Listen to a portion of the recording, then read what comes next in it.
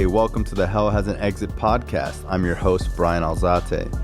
This show is not affiliated with any specific 12-step program. If you or a loved one is struggling with an addiction, please find a local 12-step meeting. If you believe you may need detox or drug treatment of any kind, please call 888-699-9395 to speak to a specialist. The show is sponsored by United Recovery Project, a state-of-the-art drug and alcohol rehab facility. You can visit our website at unitedrecoveryproject.com. All right, welcome to Hell Has an Exit. I'm your host, Bryan Alzate. So on this show, we interview anyone who has a story of victory and hope. We do a lot of recovering addicts on here. When I started the podcast, people used to say, oh, you got to get Janice on there. You got to get Janice on there. Today, we have Janice on here. So Janice, you got an incredible story. I personally haven't heard it. You know, you're just saying you went to Cooper City when it was first built. So, you know, Florida native, literally. And, you know, if you just want to get into your story, let's go. First of all, it's interesting to be here. I hardly ever get nervous when I'm asked to share. I think about people that I heard share their story over time and how much it helped me. So I don't really get that nervous, but I am a little. Yeah, it's a little different here. It's different, right?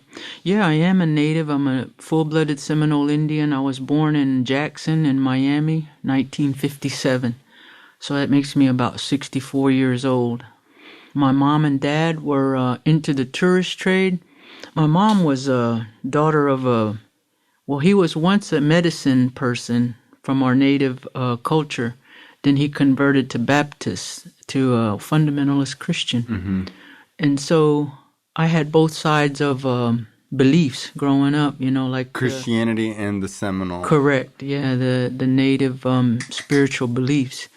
And unfortunately, my dad was an alcoholic. He drank a lot most of our young lives. There was me, my brother. I had two brothers and a sister. My sister and one brother is still alive. We moved around a lot with the tourist trade. They had these places down in Miami. They call them tourist traps. Mm-hmm. And it was a place called Tropical Paradise, Muse Isle. If you look in Florida history books, you'll see these places. They were started by entrepreneurs, and they were built on the Miami River. So people that came from the north, even, you know, just like now, they'd buy a trip on the Jungle Queen or whatever the name of the boat, and it would float down the Miami River and park at these tourist traps. Mm-hmm. Well, we were part of the facility, or, yeah, I guess as we call it. They would build a village inside, along with animal exhibits. And you would live there? Yeah, we lived there. Wow. They were botanical gardens, chimpanzees, flamingos, you know, and all these people from up north would come and, you know, look at us and interact with us. And it was a living village. We actually lived there. So that's where we were living when I was born. But I said all that to say we lived in different ones throughout the state. We used to go to Silver Springs in Ocala, was Ross Allen's Reptile Institute, and it was the same thing, the snakes, the tortoises, the village, you know, and throughout all this, you know, it was pretty amazing, you know, growing up as a kid, riding these big Galapagos tortoises, watching the snake show. And my dad at one point did wrestle alligators, but my mom said he got bit and he quit. Wow. I don't even know if that's true, you know, but that's what she said. And he got bit and he quit. Yeah. That was a big part of, you know, our growing up. And I say that because I guess I'm thinking about stability. You know, a lot of people get impacted by moving a lot, not feeling like a foundation or security, and making new friends all the time. And plus with my dad's drinking, you know, sometimes we were homeless. People were, you know, offered us a place to live, and, you know, it would all depend on what was going on with him a lot. There was fighting. I remember my dad and my mom getting into real knockdown, drag out fights, and me and my siblings would be in the corner like crying and, you know, Daddy, to stop. And, you know, and I'm saying that to say that's a part of what led me to places I came to, is the fear, you know, that deep-seated fear of like, what's going to happen next? Are we going to be all right? Is Dad going to be all right? You know, these feelings as a kid instilled a lot of fear in me. Whereas before, it kind of was real idyllic with the animals and the tropical paradise. And around that age, I guess I was around 5 or 6, when these, other things started to impact my peace, I guess. And then the other thing was going to school. I had to start first grade at Citrus Grove Elementary in Miami. And I remember being terrified and hating it, not wanting to go. And now, was this with other Seminole kids, or this is with... No, this was a public school. Public school. Yeah, and I remember crying and crying and crying when I got there, and then they took me from the office. The teacher came up, took me to the classroom, and she was trying to calm me down, and she says, we have another Seminole here. His name is so-and-so. Do you know him? And I started shaking my head no and started crying more and more because I thought, oh, my God, I don't even know this guy. I guess what I'm saying is I never really felt okay after having to go to school and then the episodes with my dad and, And the next big thing that changed my life was I was sexually molested around the age of 6 by one of my dad's drinking buddies. And to this day, I can remember how I went, like they say, a deer in the headlights, like I froze. There's a thing they say, fight, flight, or freeze. And I just froze. And I never told anybody. I don't know if I was embarrassed. I think I was more like went into some kind of numbness. Unfortunately, that wasn't the first time. I mean, that wasn't the last time. I was molested a few times before the age of, say, 12. And that's about the age that I started to act out. I think first grade to 5th grade was somewhat, quote unquote, normal. I did good in school. I had good grades. But around the 5th grade, I was continually molested by a person. I'll say my stepfather. That's when I started to, get into the behavior. I started to skip school, started using. I probably picked up weed or something to drink at first. And I don't know what was wrong with me. I couldn't identify my feelings at that time. But I knew when I put this in my body, whether it was a drink, a pill, or I knew that I felt okay. And years later, after, a lot of help, I understood that I was escaping my feelings. I didn't want to feel my feelings. Well, I didn't know what my feelings were. I identified them later to be, of course, fear, shame, no self-esteem. The incidents themselves made me feel dirty. Something was wrong with me. As a child, you don't have the knowledge to say, something's wrong with him, something's wrong with them. It went to what is wrong with me? Why does this happen to me? What is wrong with me? So I started to adopt that feeling of like less than, embarrassed, ashamed. And, so when I started getting high, I was okay. And the only problem with that is it brings its own set of, problems. And where were you living at this time? We had finally settled on the Hollywood Res, which is in Broward County, Florida here, and it was a lot different. I think we settled here around the late 60s, because I remember we had a little baby apartment, and remember standing outside when they landed on the moon. I was about probably 12. So we landed there and started going to school, like I said, public schools, and then I started to act out. I used anything and everything. I used to huff gasoline out of people's cars and lighter fluid and something called rubber cement. It was like some kind of glue. A lot of people say they sniffed airplane glue, but I never did that. It was rubber cement. Yeah. I don't even know if they still make it. But anything, spray paint, And who taught you all this stuff? Kids hanging Just around. Other kids, older kids. One part of the era, me and my sister went off to boarding schools. When the government put Indians on reservations out west, they built government boarding schools to teach the children how to become American, how to assimilate into the dominant culture, how to forget their culture. So back in those days, it was not a good thing. By the time we went, it was just more of a boarding school. I asked my sister recently, I said, wonder how we ended up in boarding school. She goes, I think Mom didn't want to take care of us. Like she had a job. She had 2 jobs. She was probably like, oh, well, you can go there and they'll be okay. So anyway, it was when I went there that I kind of started going wild, because a lot of the kids there were wild, because they come from very impoverished homes. I mean, the Seminoles have been very blessed. Now, was that recently? Because now, you guys are receiving checks and money. Was that not happening when you were growing up? At all. Oh, it wasn't happening at all? At all. We were very, very poor. As even a tribe, we lived on government subsidies, government housing. Even a lot of the houses there now are still from HUD. See, I never knew that. I would just imagine that, like, forever that's been going on. Since I've been alive, I've always heard that Indians get government checks, and that is a myth. There's no tribe in the U.S. that just, the government gives you a check. We were considered in poverty, so we got the subsidies. These big tractor trailers used to come into our recreation park full of government food, the cheese and the macaroni and, all that stuff that they provided for us. Now they give food stamps. Back then they used to give food, actual food. Wow. So the money that Seminoles receive today, that's from the Hard Rock? Yes. Okay. It's from the gaming enterprises. And when did that start? Actually, we started getting a little money when the tribe figured out we could sell tax-free cigarettes. I want to say that was the 70s. And that brought in a little revenue. And then it graduated into the bingo. Because being on federal land, we're not subject to state laws and state taxes. So we could have high-stakes bingo, whereas it's outside the reservation, it's regulated, and the jackpots could only be so much. Wow. So we started with the bingo, and then it evolved into the gaming machines, which were very basic in the beginning. And, oh, my God. So it really hasn't been around that long.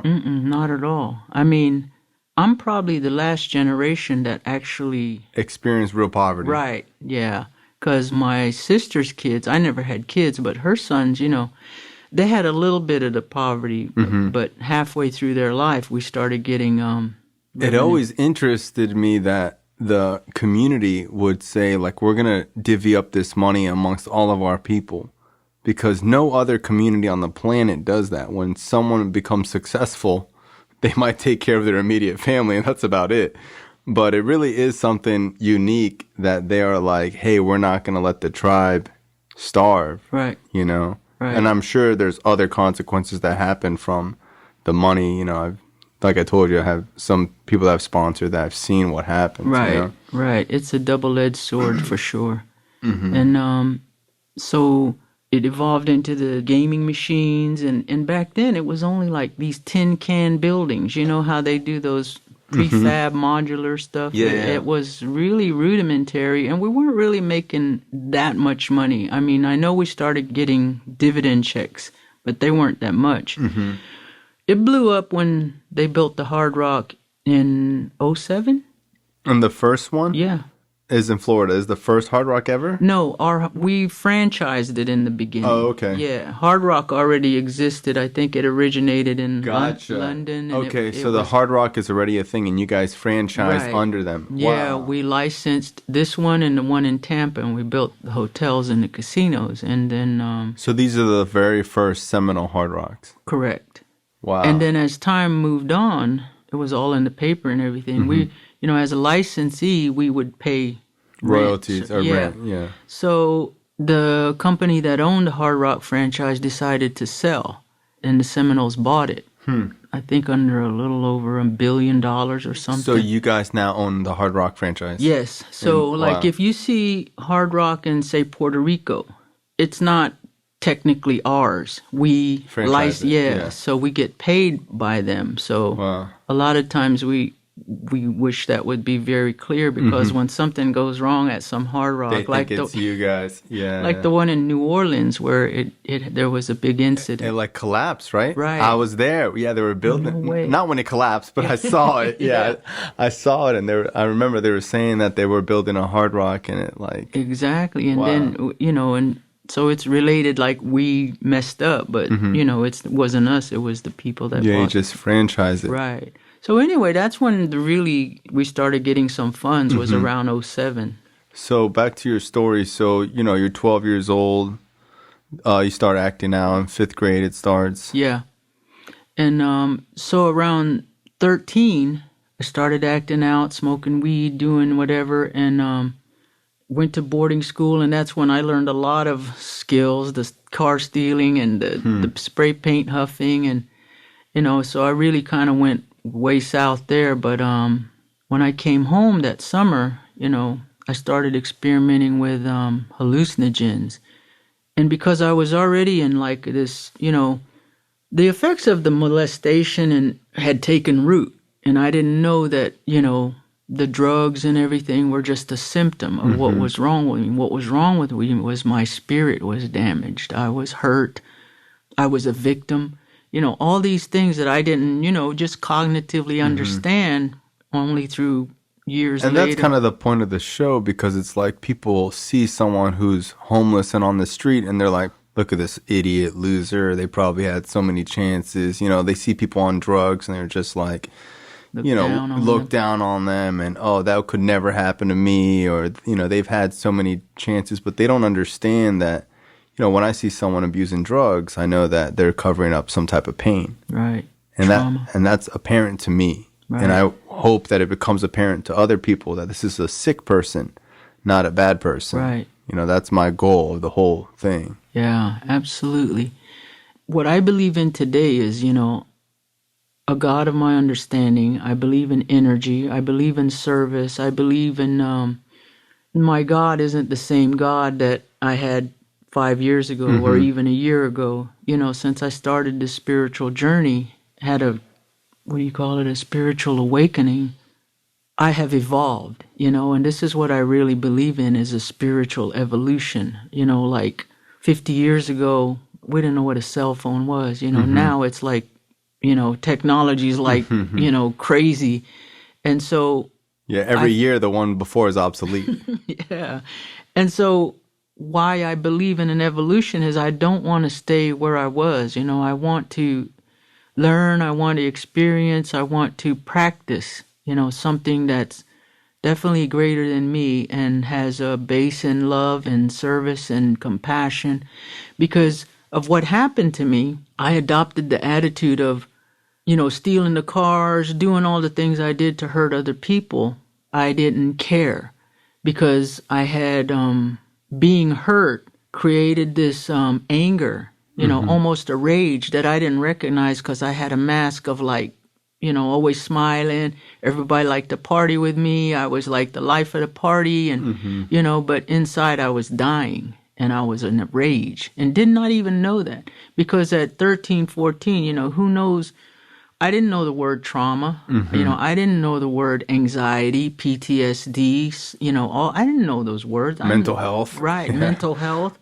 So by the time I was 13, I started having suicidal thoughts. I thought, it's never going to get better. My dad had left a long time ago. My stepdad was not good.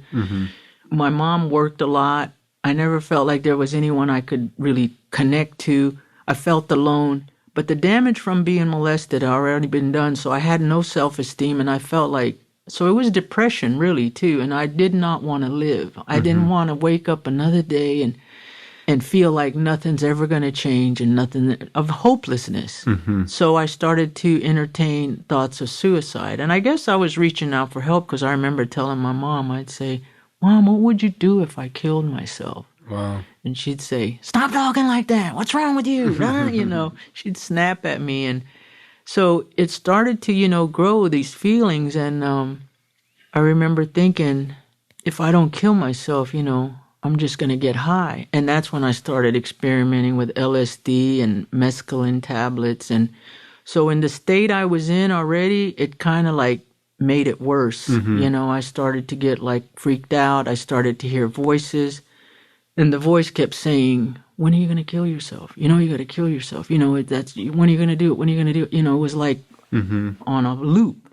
So I would smoke weed and, try to drink and try to quiet that voice. But in the back of my mind, I was starting to really believe that this is what I have to do. And it was, it was already bad, but what happened was the hallucinogens elevated it to another level.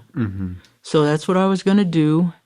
It was New Year's Eve, 1972. And we were living in a trailer home on the res, and my brother had some people over partying, and I said, well, when everybody leaves, I'm going. And first of all, I had stolen the gun from my stepfather, who happened to be a cop. Wow. Yeah. So I had this police revolver and was waiting for everybody to go home. I was going to go in my room and blow my brains out. As fate would have it, a guy came by, a good friend of the family, and he said, can you drive me up to the 7-Eleven? I'd like to get some, he just wanted soda or something. I said, okay, and I didn't have a plan, but I had the gun on me. And when we got there, I saw that the clerk was by himself. It was probably like 2 or 3 in the morning. And I had this great idea. I walked back outside and I said, I want to rob this store. Because I had this great idea that, hey, he's all by himself. I'll rob the store, get the money, and run away. I won't have to kill myself. I'll just run away somewhere and, With the money from 7-Eleven. Yeah. How old are you? 15.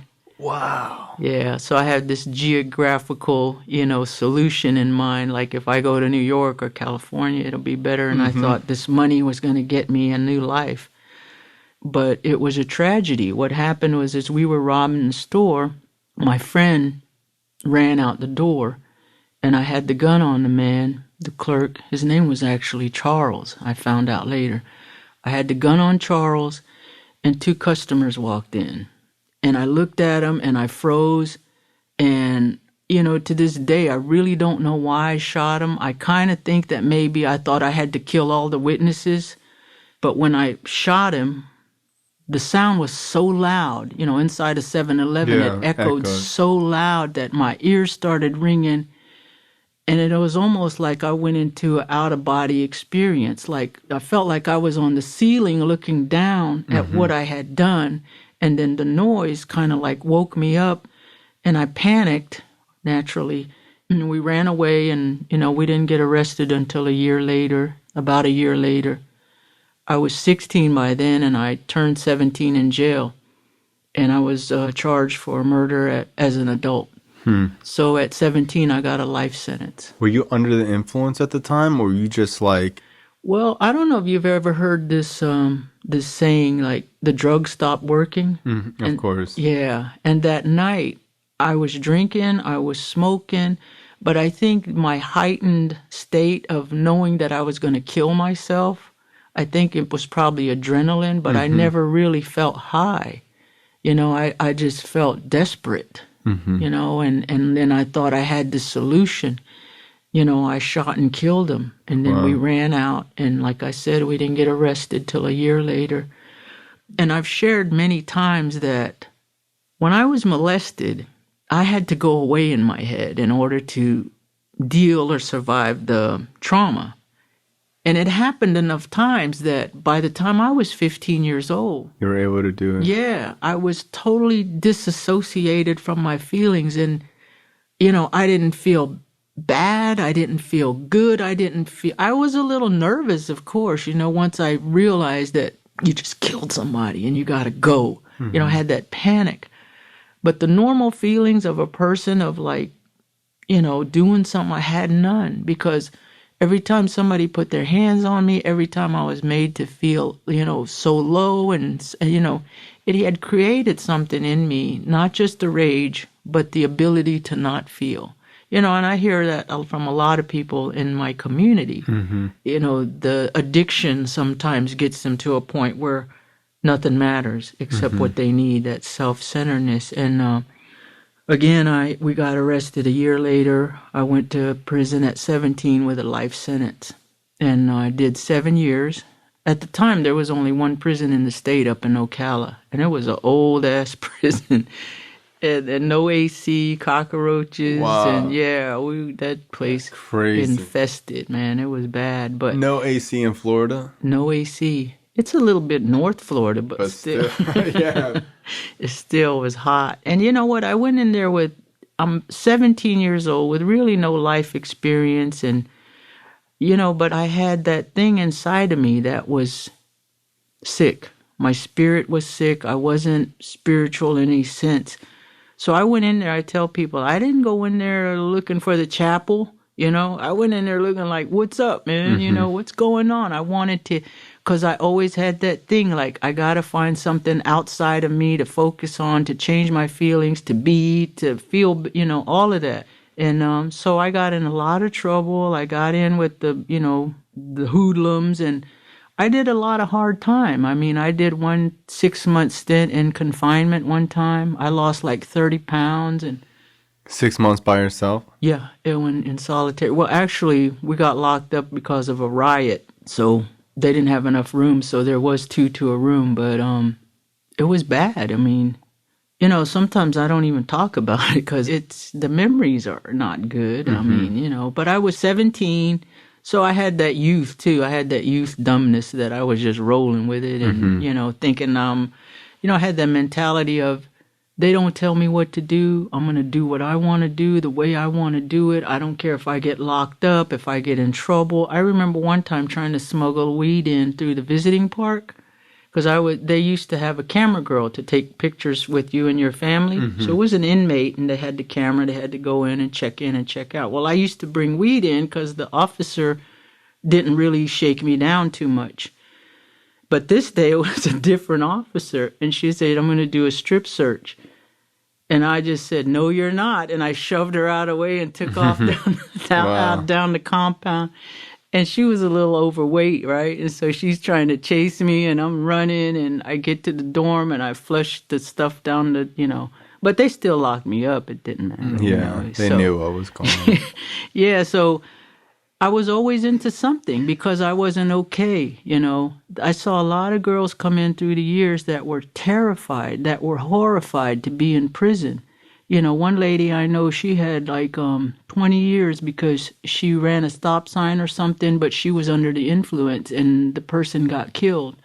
And she got charged with vehicular manslaughter, got 20 years. She had 3 girls at home. She was a housewife, and she was terrified every day of her life, and just all she wanted was to go home. I'd see her every evening with her rosary beads, every day, wow, day in and day out. That wasn't me. I was 17. I didn't give a damn about anything because I didn't. Now, you're in there with adults? Wow. Yeah. A lot of older people, younger people, and it's kind of like that prison mentality where, Were people trying you because you were younger?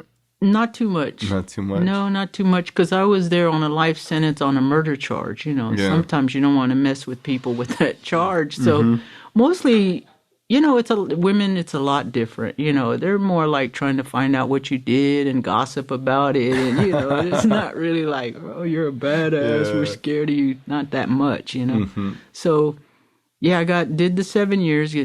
But the last year, I kind of like straightened up a little bit. I got in a program, and then the state of Florida changed the mandatory stuff, and I was able to parole out after 7 years. I always tell people, I didn't know I had something called addiction, which I've come to find out addiction is not the drug.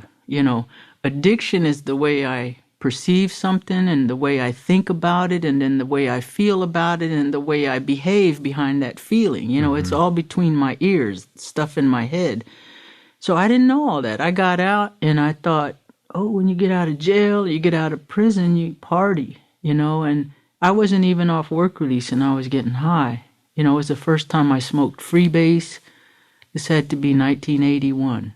I went in at 17, I got out at 24. And so mentally I was still like 17, and just really still wild. And so I was out about 2 years and 9 months, and I had gotten on opiates. I was addicted to Dilaudid, and I was a menace to society again, and I got sent back.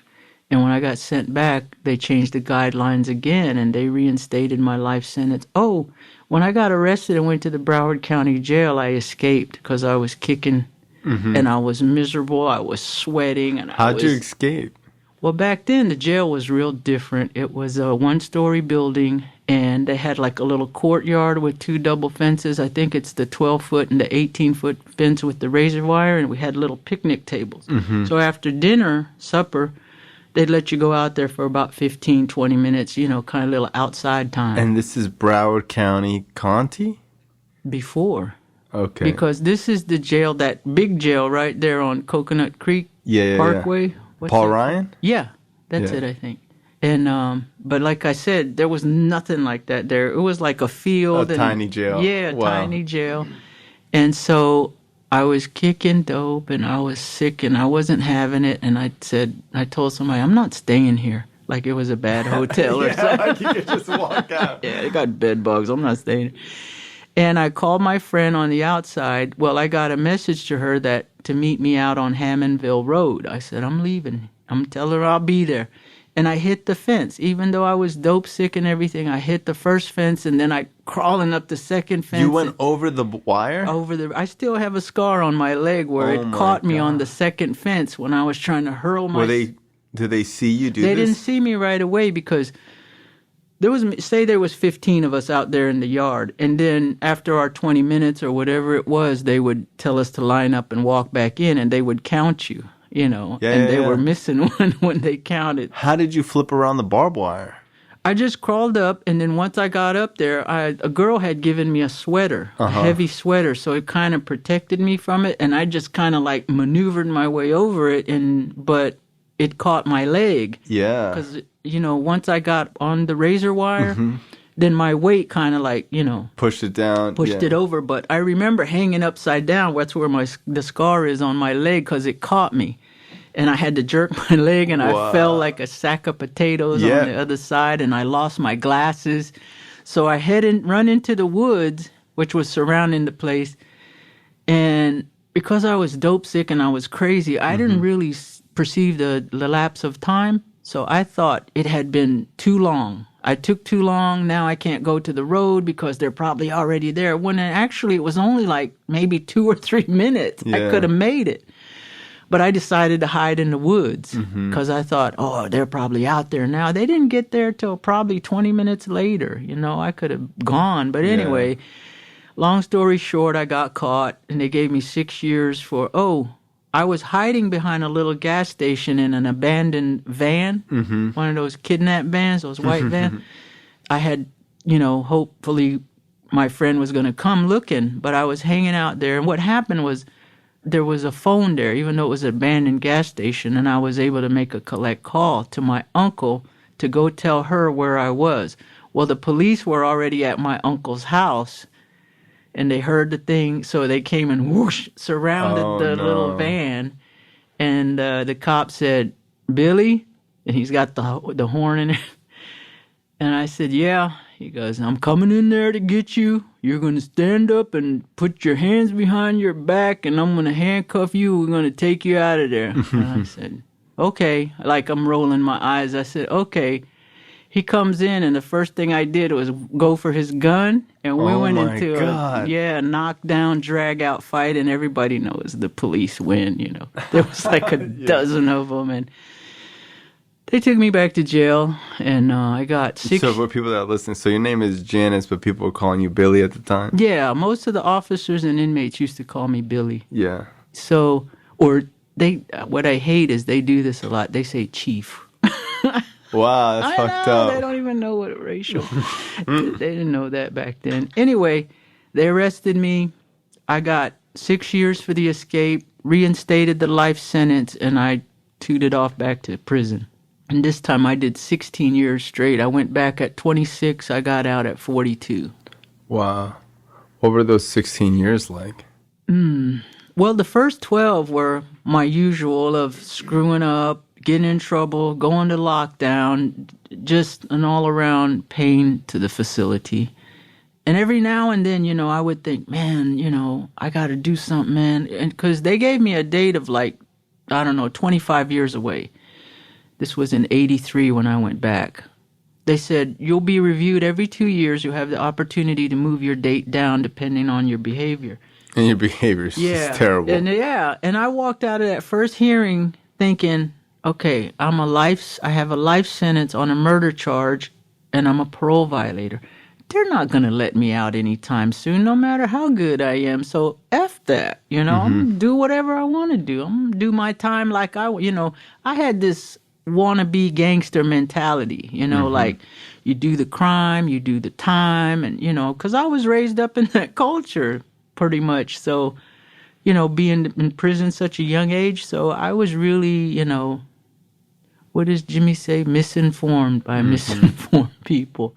So that was my life. And about 12 years in, I was tired. I had been in so much trouble. My date was moving forward, not down. They had added years to they called it a presumptive parole release date. So I was, 12 years in, and I'm like, I'm never going to get out of here. I have a life sentence. I'm a parole violator on a murder charge. Unless something happens, I'm never going to get out of here. So this one incident, I don't even remember incident, but they sent me to lockup again. I'm walking down the stairs, and it's like 2 tiers of cells. And, there's a bunch of crazy people in prison, too. So they're yelling and screaming all the time. It's like a psych ward almost. Screaming, hollering. They said, "Oh, Billy's back. What's up, Billy? What'd you do? What's going on?" Everybody's yelling. And in my head, I can see myself walking these stairs. They're going to put me in a room with a steel door with a trap door that locks. I'm going to go in a room with a steel cot or a cement rack with a plastic mattress and a plastic pillow and a sink and a toilet in the corner. And maybe a crazy roommate, cellmate that drives you crazy. I knew I could see it in my head, and I had a moment. And I said, and then I'm going to lay down here for 60 days. I know why I got locked that time. I got myself into the in-house drug program, the prison drug program, and I said, I'm going to straighten up. I'm going to do this program. I'm going to stop getting in trouble. I'm going to stop getting written up. I'm going to get myself out of this place. I was in the drug program about 2 weeks, and I used, and I got high, and I got caught, and that's why I was given the 60 days in the hole. Wow. So it was really like a bottom, because here I am thinking I could do something, and I went to lock, and I just said, I'm going down there, and I'm thinking, I'm never going to get out of this place, and, like I said, I was raised with a faith, the Christian church, the spiritual teachings, and I knew there was a God. I knew there was a great spirit. I knew there was a power out there that was for me and could help me and is always there. But due to what happened and my rage, inward rage as a child from the trauma and the fear, all of that, I got lost. I lost my way. I did not turn to God until that moment. And I finally broke, It was like a screenshot of my addiction. When I was walking down that steps, I said, oh my God, I'm never going to get out of here if I don't change. I'm doing a life sentence on a murder charge and I'm a parole violator. I'm never going to get out. And look at me. I think I'm getting over on these people. I think I'm handling things. It was a moment of like humility, like, you don't know nothing. What's going on? And I cried out to God. I said, God, please help me. Help me, please. I don't know what to do. Was that, what they call it? Foxhole prayer. Yeah, and that moment of desperation. And crazy enough, they moved me to a room during this 60 days that had, it was an empty room. They said, Billy, we got to move you. We got to do this, that, blah. I said, all right. She said, you're going to go in this room temporarily, then we're going to move you to another room. I said, okay. So I go in there, and there's nothing in there but the plastic mattress, no sheets, no nothing. And I was waiting, and I picked up the plastic mattress, and there was a little pamphlet.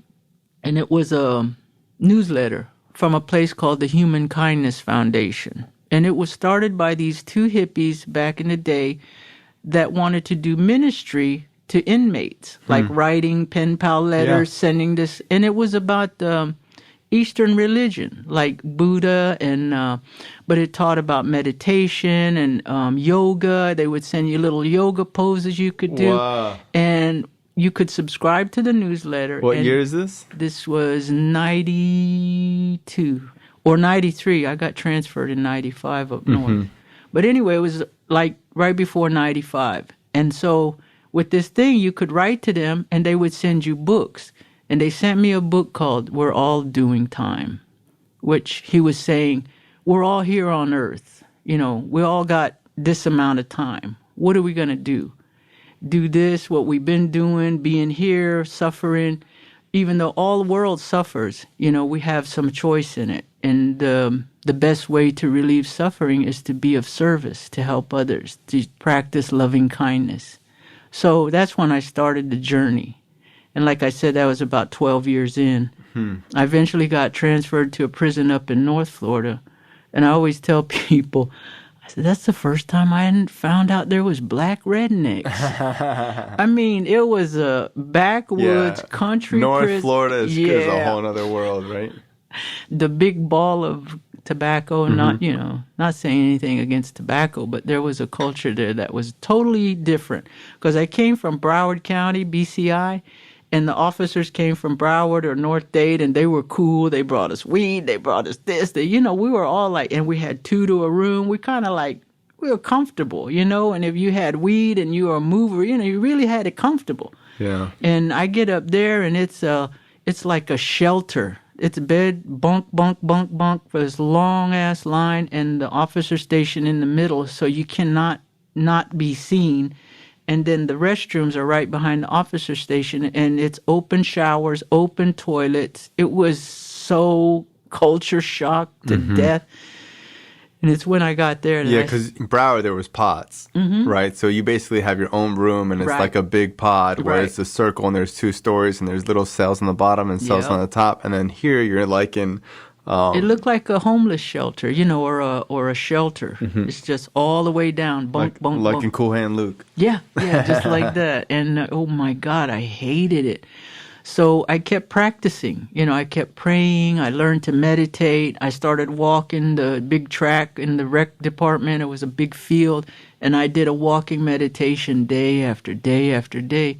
And God revealed to me that I was going to get out. So when you're on this spiritual journey, how are you dealing with situations? Like if someone is like pissing you off, are you like trying to not hit somebody? Like how are you really changing while in there? Yes. The biggest change was this, because I was pretty much always a kind person. I wasn't, like a bad person. Like some people are really angry, and I always had a roommate that was angry like that. She threw all my stuff over the bunk because she liked me and I didn't like her. And she says, well, get the fuck out of the room then. And she threw all my, there was very aggressive, very mean, bad people. But I was never like that. I was kind, but I was just messed up, So I was always respected because I sold weed in the beginning. I could get drugs and I could, so I had a lot of respect. And then when I changed my life, I just was really quiet and I didn't mess with people. You didn't have a lot of problems. Yeah, and I had family support, so I always had money. I always had canteen, and that makes you respected. And I was very generous. I gave people everything pretty much I had, so I never really had enemies or never got into fights. I had, that wasn't my energy. Gotcha. Yeah, so it was okay like that. I got out without having to fight and feel threatened, except that one time. So yeah, I really got this message that I was going to get out. From the day I got there was exactly 3 years, because I had ordered this little one we read just for today. Yeah. It's like the white book. Yeah, it's but like it was more religious based kind of, but they give you sayings every day. And it's like the Just for Today daily meditation. Right. It's like a daily meditation pamphlet, right? Exactly. You had a 1 or 2 or 3 year subscription. And I said, I'm going to get the 3 year because that's how long I'm going to be here. And I don't know why I said that. You just had exactly, that feeling. yeah, and exactly 3 years I got out. I got paroled after 16 years. And I got out. And I thought, I'm good. I don't get high and I won't get in trouble and everything's going to be all right. And you were 42 when you got 42, out? Yeah. And I didn't know that I had post-traumatic stress. I didn't know anything. I just got out and thought everything was going to be chilly. And a lot of it was because I had family support. My family was always there for me, thank God. And but I didn't get well. I didn't fix my spirit to the part. When I got out, I was good. I was very spiritual walk and everything, but then I got into family stuff. I started trying to work. You know, the very first night I got out, I went to Walmart to buy a toothbrush and toothpaste and some T-shirts, and I had a panic attack because I had never seen so many toothbrushes and toothpastes. And, you know, it was the first time I started to understand that it's a little rough out here, you know, and it wasn't out here, it was in here. You know, I didn't know I had anxiety. I didn't know the PTSD. I didn't know any of that. So I had a hard time adjusting after a while with my feelings. Now, when I was working like 7 days a week and running, you know, I wasn't dealing with it. But then that got to be too much. And one day I'm at the gas station to get gas. I was running a supply run for my mom's store. And I said, I'm just going to get a beer. I need to chill, man. I'm just going to get a beer. And from that beer, I went back to using hard drugs. I got high and I wrecked a car. I ran into a property and I got arrested. And I went back to jail. And I was, 47 or so. And I thought I was done. I thought I'm going to be a parole violator for the third time on a life sentence on a murder charge. I'm done, you know. And I went to jail, but my public defender, no, I had an attorney. He said, oh, we can plead out to this. I said, no, we can't plead out. I said, I can't get convicted of anything because it'll be an automatic parole violation. Right now, I'm just in limbo until these charges. So we went to jury trial, and I got acquitted. Went back to prison. The parole commission listened to me, or listened to my lawyer, who said, Janice is a good person who has an illness she's never been treated for. And I believe with all my heart that if she gets help, she'll be a productive member of society. And this is where I know that God has a hand in everything, you know, because the parole commission in the state of Florida, like Florida and Texas, the parole commissions They don't give a fuck. they stamp your shit revoked and put you back in jail, and you will not be heard from. So they decided to send me to a treatment center. They even said, maybe we failed her. Because they were like, how come she was never treated in all these years? Right. She's done all this time. Not one therapist. And it didn't help. So doing more time is not going to help. You know, she needs help.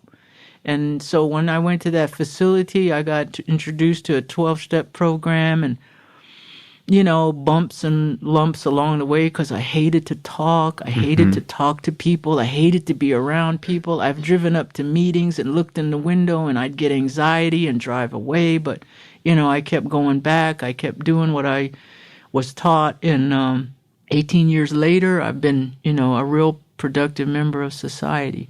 But early on in this part of the story, I started to deal with killing this man. And I did not know how. I was in a group and the therapist said, humans develop a conscience between the age of 1 and 6. He was talking about, you know, eventually mental development. And I perked up, and after the group I said, if I developed a conscience between 1 and 6, I said, how come I didn't feel anything when I killed this man? And he was like, what? He goes, I didn't even know about this. What? You know? And we started talking. He was a therapist, so he started helping me. He said, do you want to work on that? And everything in my body was like, no. I was screaming no, but my, you know, God of my understanding, I think my mouth said yes. And he asked me to write a letter. He said, I want you to write a letter. And I figured it was, you know, my first mind was like, oh, I'm going to write a letter to this guy I killed. And he said, I want you to write a letter to yourself. Little girl? No, write a letter to yourself as if it's from the man who you killed. So I'm writing this letter as if I'm Charles. So it took me weeks to write this letter. Because, you know, it was like 30 years later now from the tragic moment, right? So it was the first time that, you know, how in the program they say, you know, there's some things you can deal with now and some things you put on a shelf and you'll take them down later. Well, this was 30 years later and I was opening it and I was crying and crying. Did not want to write this. Didn't know what to say. Had a hard time. But I finally thought, you know, I'm 46 years old. I've been locked up 23 years by then. So half my life I'm locked up, institutionalized. If I don't do something different, what's going to happen? And I was willing to do something, and I wrote this letter. And I don't know how, because I was crying and crying. And I wrote the letter because I thought he was going to ask me for it the next time he came to group. He never said a word. I'm like, I died over this letter. He didn't even talk to me. The following week, he goes, "Did you write the letter?" I said, "Yeah." He goes, "All right, well, we're going to go in a room with the rest of some recovering addict friends of yours, and you're going to read it." I was like, oh, my God.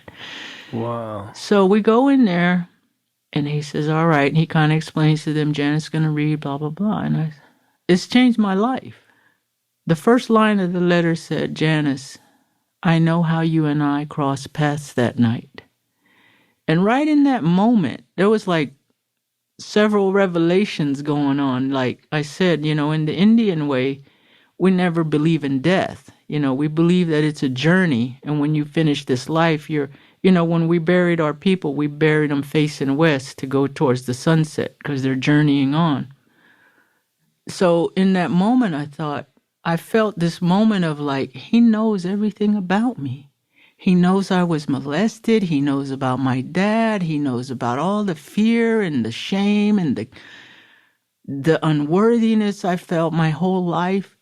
He knows. And so in that moment, I felt this compassion. I know how you and I crossed paths that night. He knows I didn't get there in one day, and he understands. And the second line said, "And I'm not mad at you." And, in that moment, I felt like he's not mad at me because he understands. And the last line said, "And I'm not dead. I'm just not here." And, the whole time I'm crying and slobbering and barely reading and freaking out. And, and people say, well, it's you wrote the letter. You could look at it like, oh, you wrote the letter. But in my mind, I feel like God is a superpower. God is a super spirit. And all kind, like they say, God works in mysterious ways. Well, I think this was a tool of the Great Spirit. In our language, we call him Fishakigome, which means the Breathmaker. And the Breathmaker made it possible because everything in life, most things in life is a choice. Recovery is a choice. Using is a choice. Things you can choose. And I choose to believe that was a direct instrument of the Breathmaker to help me get through something, to come to an understanding, to be able to move on in order to do something better, right? I didn't get all that in that one moment, but I know because I had terrible PTSD after that. I couldn't see a dead animal beside the road without going into like convulsive crying.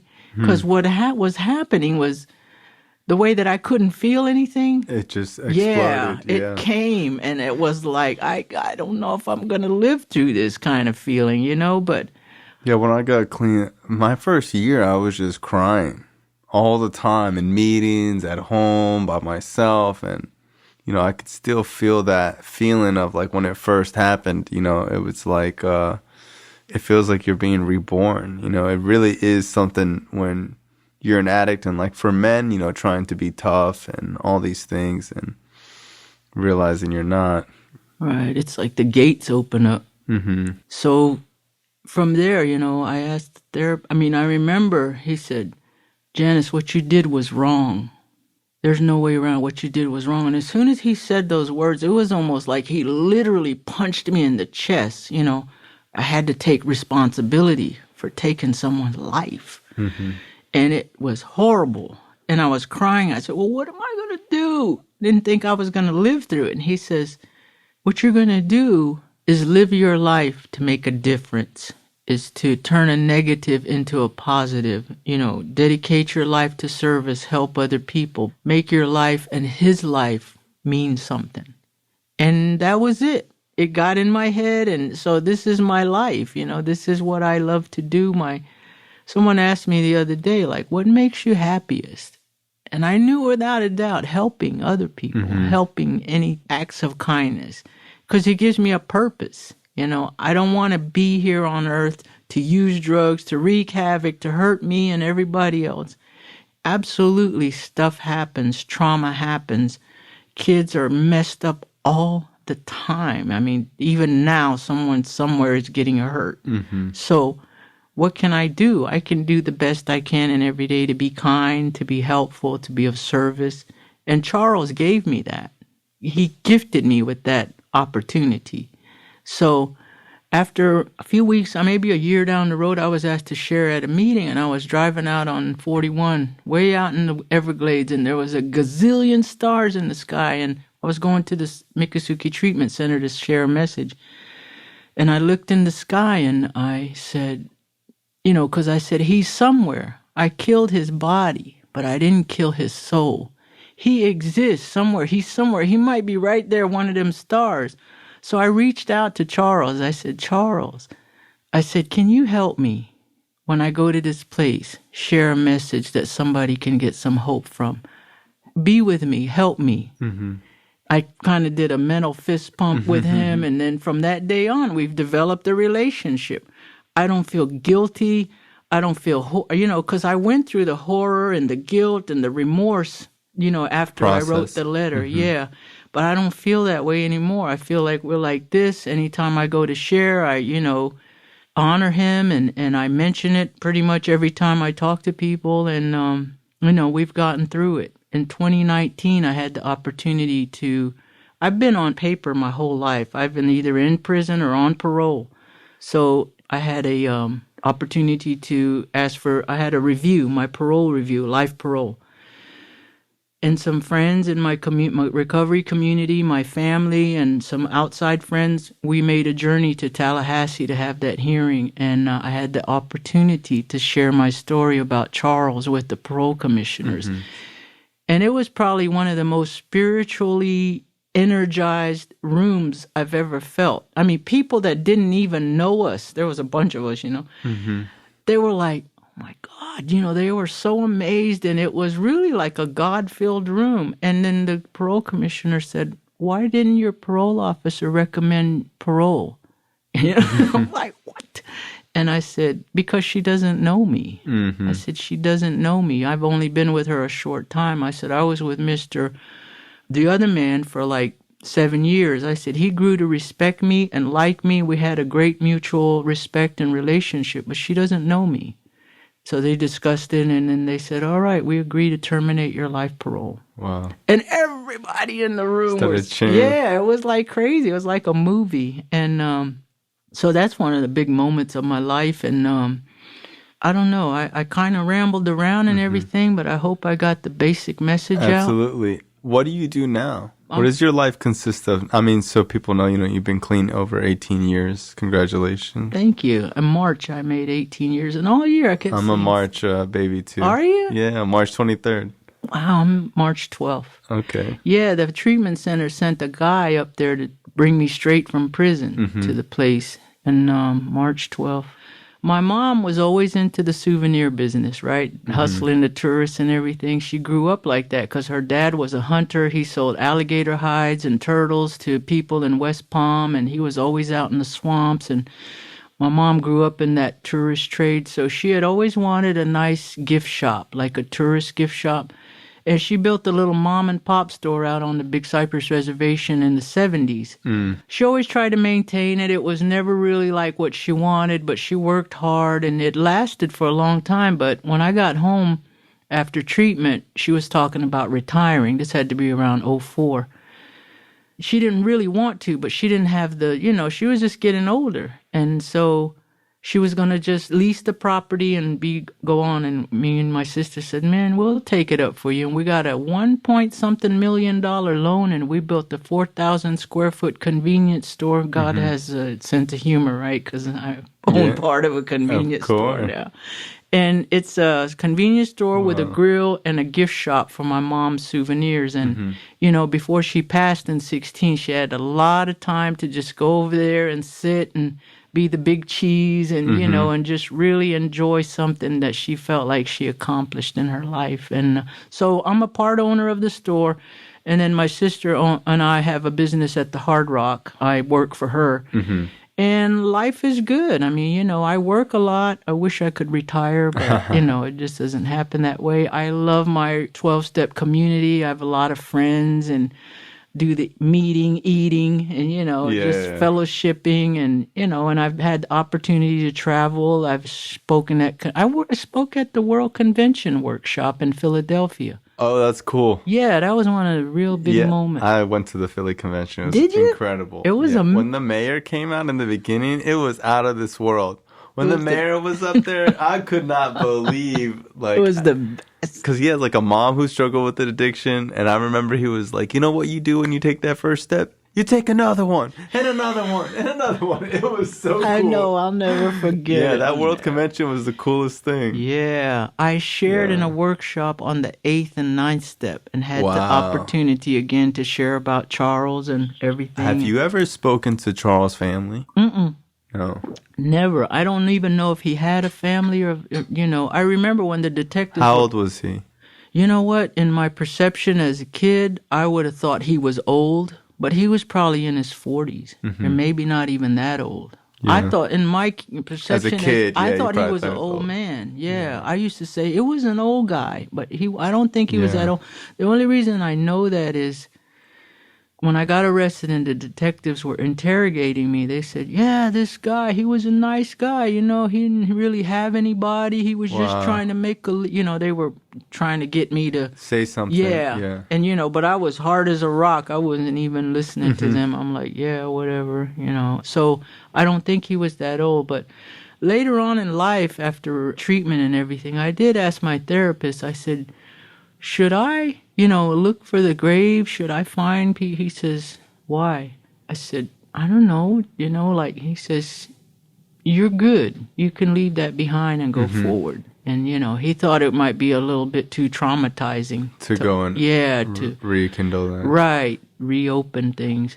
How is the Seminole addiction, issues going on now? And how's the recovery aspect of it as well? Well, we've pretty much had, like I said, my dad drank, and it's been not just our reservation, but with Native Americans in general, alcoholism and drug abuse has been big because, like I said, we were very impoverished for a long time. It was like a lot of hopelessness or seemingly hopelessness, and it's been a big problem for a long time. But what we love now, me and some others, are we have meetings. We have our behavioral health that are really geared to placing people in treatment. With our, with our funds now, we can pretty much help anyone struggling, even with, like you said, mental health, anything. We've been blessed, like I said, with the opportunity because of the gaming revenue to do pretty much everything we can for our people. So it's lovely. I mean, just the fact that we have meetings in the Hollywood Res, Big Cypress, and Brighton. Yeah, we have our own recovery little community, and we do stuff. We have fish fries, we had all kinds of little events and really try to, give hope to others and be there when they're ready. So it's awesome. Well, I want to thank you. It's been a hell of a story. I appreciate you so much. Congrats on your journey. Well, thank you. Like they always say, it is an honor and a privilege, and I really give a shout out to Charles. Me and him are on good terms. I thank him every day for this opportunity, and we're together, and I'm really grateful for that. So thank you for letting me share. Absolutely. Thank you. All right.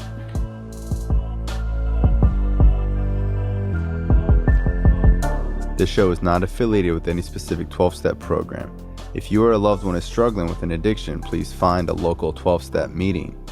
If you believe you may need detox or drug treatment of any kind, please call 888-699-9395 to speak to a specialist. This show is sponsored by United Recovery Project, a state-of-the-art drug and alcohol rehab facility. You can visit our website at unitedrecoveryproject.com.